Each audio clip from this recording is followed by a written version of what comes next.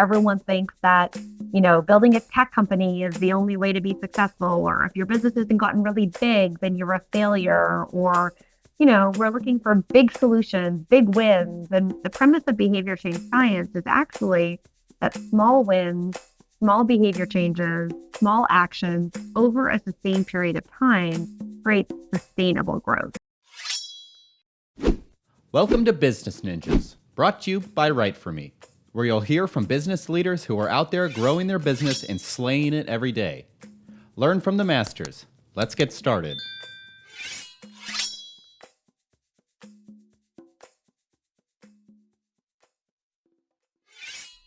Hi, and welcome to another episode of Business Ninjas. I'm here today with Carissa Reiniger, founder and CEO at Biz Silver Lining. Carissa, how are you today?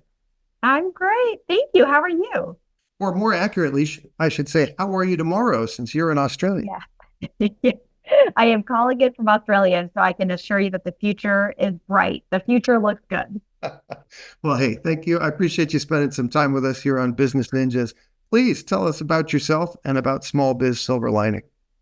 Yeah, so my name is Carissa. I'm from Canada originally, live in New York City. I started Silver Lining in 2005, 19 years ago, as of the recording of this moment. And we work with small businesses around the world, many of whom come from marginalized communities. And our goal and our mission is to help small business owners build profitable, sustainable businesses. We do that through a methodology that I created called SLAP. And our whole platform is based in behavior change science. So we use the same science as Fitbit, the 12-step program, and we really help small business owners game their own behavior in order to get to a more profitable, sustainable place. Excellent. And what's your background? How did you come to this endeavor? Well, it's interesting. So I don't have a business degree. I always say to business owners, you don't need an MBA to be a business owner. In fact, probably the opposite. But my degree, I have a Bachelor of Arts with a major in psychology, a minor in criminology, and then just a lot of work experience. I did everything from working at a diaper delivery service to working at the students' union at my university to working in advertising to nonprofits. And I really actually think that it's the fact that I don't have formal business training that has helped me become good at figuring out how to grow small businesses. And so there's lots we could say about that, but I'll stop there. No, I always think that a slightly different perspective is invaluable, right? People have a path.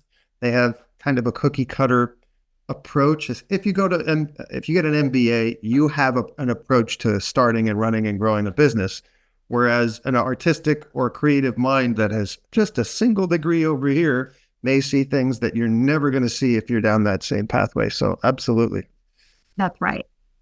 Tell us a little about SLAP. Tell us about the services you provide and how you're helping these companies get established and grow. Yeah, so it's really fun. It's a technology platform. So it's all cloud-based and online with a lot of human support. And basically a small business owner creates an account, goes through about a 3-hour process where we ask the business owner a bunch of questions about their business. They enter their answers into the platform, almost like they're we're talking to them, they're talking to us. It's all very common language. It's kind of fun. But we're taking all of that information and we're turning it into a thoughtful and very comprehensive growth plan. And that growth plan includes an ideal client profile, a clear overview of what the business does, a financial model that includes, expenses, break-even numbers, best pricing, profit margins, all the things, sales goals.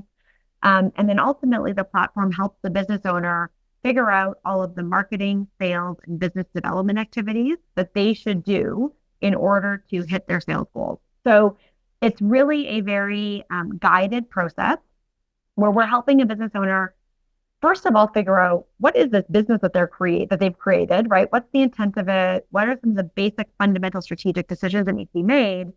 Then translate all of that into a profitable, sustainable business model with sales goals. I really believe that the most powerful form of income for a small business, of capital for a small business, is just good sales, revenue. And so we're really, really focused on helping business owners get good at making sales, finding customers and making sales. But then the most important part of the software is that so many tools help businesses make a plan. But once the plan is created, we as humans, we're very bad at doing what we know we need to do, right? How many of us have signed up for the gym and never gone, or built a big plan for our life and forgot about it the next day? So for the same reason that New Year's resolutions never work, right? Business plans never work. Just because we have a plan doesn't mean we do it. So the whole program is designed with a combination of technology and data and a lot of human support, which is really the magical equation to wrap long-term structure and support around a small business owner so that the business owner doesn't just have a plan, but once that plan is built for the next 12 months, gets all the support that they need to continually have accountability, training, moral support, encouragement, a community, a peer group to do the things they know they need to do and ultimately accomplish their goals. Excellent. As far as doing things we know we need to do, I always say it's not called amateur-crastination, it's procrastination. Exactly. And, many of us are highly skilled professionals at it. So, yeah. 100%. No, it's amazing how, the premise in behavior change science, I mean, I'm paraphrasing, but really is that as humans, we're very well-intentioned, but our natural instincts are really like poorly behaved, right? Most of the time, our instinct is to do the thing that is opposite of what would help us, right? We all know we should sleep 8 hours. We all know we should drink our water. We all know we should wake up in the morning and stretch for 5 minutes. And we're capable of doing all those things. Often it's not a capability issue.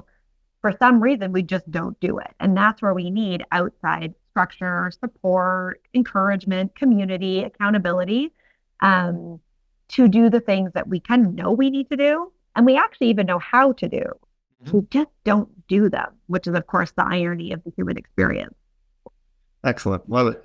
And is there a particular size or niche of business that you engage with the most, or that seems to thrive in your plan more than others? Yeah, very much. So our perfect slapster, as we call them, is owner-operated, non-venture backed. So it's not someone raising millions and selling for billions. It's a true blue small business owner that's building their business primarily with revenue, right? Focused on sales and really creating a going concern. Typically, they've been in business for a year or more, but our customers have been in business for as many as 40, 50 years. They have existing revenue, so they've actually started to make some of their sales. They had sales, but they're trying to figure out how to make that more optimized, more efficient, more profitable. And it's their full-time job, not a side hustle. So, this is a small business owner whose livelihood and family is reliant on this business. It's what they do with their whole being. Their whole life is committed to it. But there's also a lot of pressure on that business owner, right? They have the responsibility of making sure that this business generates enough income to pay their bills, to live their life. And so our business owners are often, I would say, highly skilled, deeply committed, full-time business owners, but bearing the burden of, a lot of pressure and feeling all those frustrations that I think any of us that have built a business understand around cracking the code on finding customers, getting through cash flow issues, figuring out how to find and deliver on business, under the constraints of just all the challenges that a small business owner faces. And other than holding up a mirror and making people accountable for what they know they should be doing, what are the most common problems you're solving for your clients? Yeah, it's a great question. I think one is a mindset shift. We've really been sold a crappy bill of goods in the world of entrepreneurship, right? Everyone thinks that, building a tech company is the only way to be successful, or if your business hasn't gotten really big, then you're a failure, or, we're looking for big solutions, big wins. And the premise of behavior change science is actually that small wins, small behavior changes, small actions over a sustained period of time create sustainable growth. And so we're trying to capture the imagination of business owners to say, it's not true that you need, raise venture capital. That's not the only way to capitalize a business. Sales is a great way to capitalize a business. Revenue, it's not true that you need to get massively big.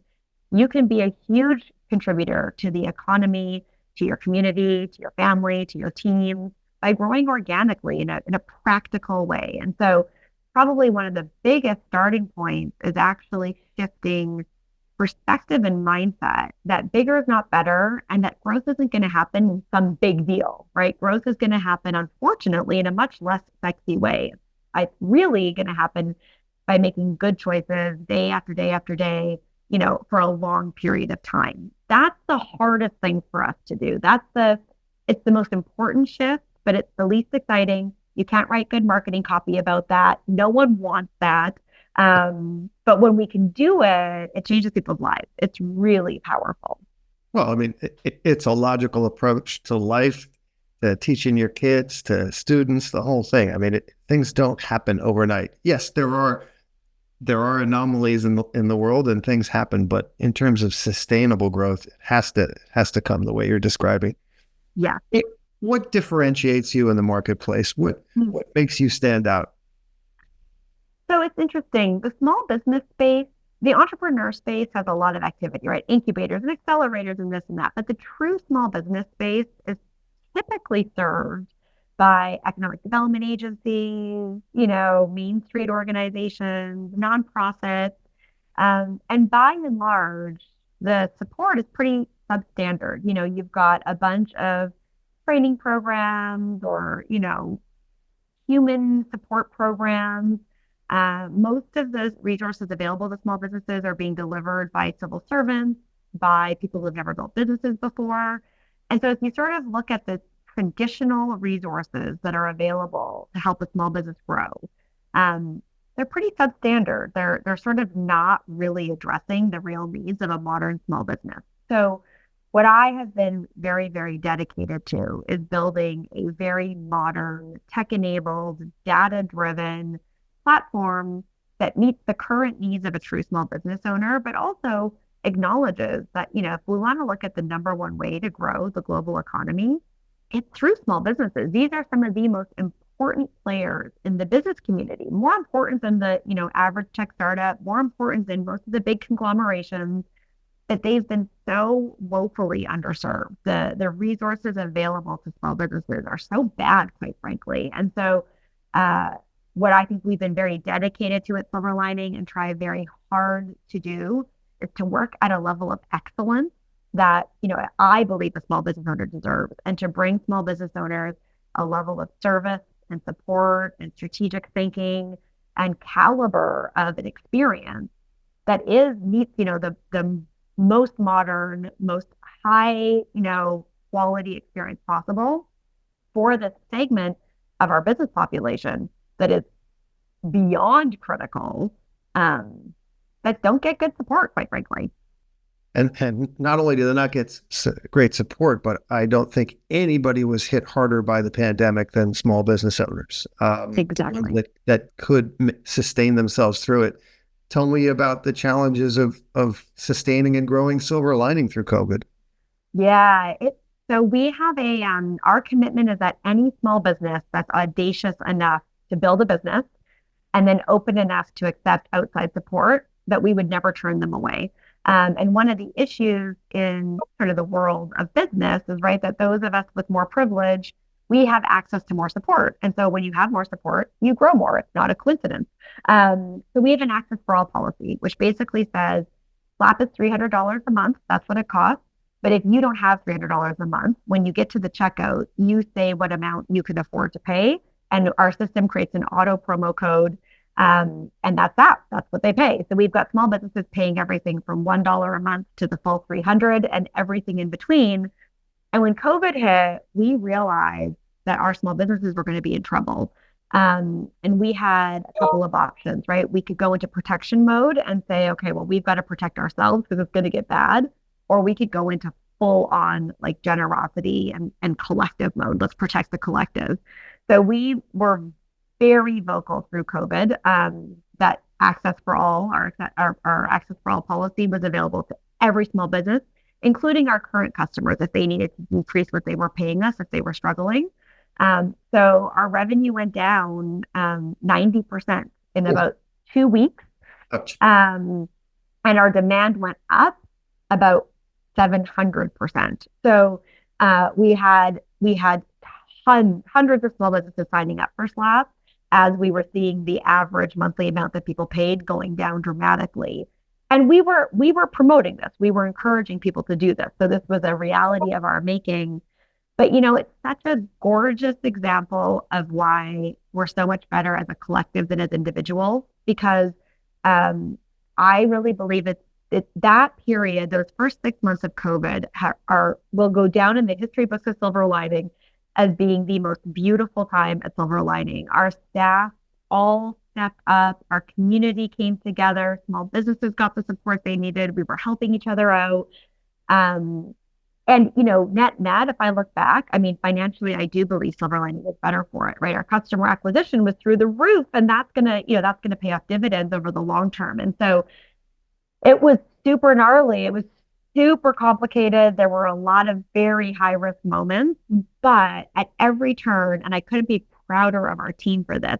It wasn't just me, it was our whole team just said, their only right answer right now is go all in on supporting everyone that we can, and we'll figure it out. And we did. And it was beautiful. It was so hard. It was so complicated. But it was probably the most beautiful business experience I've ever been through. Hey, you treat people that way at their lowest when they are, under the gun. You have a loyal relationship down the road. I assume you have retained the vast majority of those customers okay. So, hey, that level of generosity does not fall on deaf ears when people are struggling through a pandemic. So nicely done. Yeah. Switch gears for a second. What role has content played in the growth of Small Biz Silver Lining? This is a good and complicated question. Very transparently, we're very bad at content, actually. One of the things that I always say is I made a decision as an entrepreneur probably 10 years ago. We were getting a lot of notoriety and we were winning awards. And I started to feel uncomfortable because I thought, okay, we're getting more praise than we deserve. Like, we've got more work to do to make sure we're really excellent at what we do. And so I very intentionally said, okay, like, let's stop worrying about our followers and our this and our that, and let's just get to work and make sure that our work stands the test of anything that comes our way. And so we did that, and I'm very proud of our work. Our work has become excellent over these last 10 years in particular the last 5 years. And the fact that we're terrible at content and we have not done a good job of talking about how good our work is now really coming to hurt us. And so it's a big conversation at Silver Lining, right? What's the balance of staying humble, not being self-promoting, but also, like, if we're doing good work, the world needs to know about it. And so how do we do that in a way that feels authentic and values aligned? So anyway, it's a conversation we're trying to figure out at Silver Lining, and I would say that we're not good at. As they say, I know a guy. We may be having a conversation at the end of this conversation. All right, look down the road a year ahead.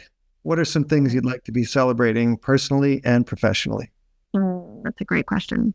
They're probably the same thing. I'm very aware that for Silver Lining to get to the next level, I need to become pretty irrelevant. As the founder and CEO, the company is pretty reliant on me. And so we've got a fabulous executive team. But my mission is really to make sure that there's a president on top of all three of our business lines, to make sure that our content and our spokespeople and the leaders of our business externally are not just me, that it's a wide, diverse group of voices, because we've got incredible people at Silver Lining. So the answer would really be that a year from now, Silver Lining, the collective, is infinitely more powerful than me, and that I have stewarded, the company to the next level, which is really that it is, driven by multiple people and multiple voices, and that I've become far less important. Well, I don't see a world in which you become irrelevant, so I hope you don't achieve that goal. Well, some version of it. Some version of irrelevance. I think we all find ourselves there at some point, don't we? Yeah, fair enough. Fair enough. All right. What is your URL? Please tell our listeners how they can find Small Biz Silver Lining and what social media outlets you're using as well. Yeah. So if you're a small business owner, I'm going to make it easy for you. Go to flapcenter.com. SLAP, that's the program, and then center. SLAPcenter.com, SLAPcenter.com.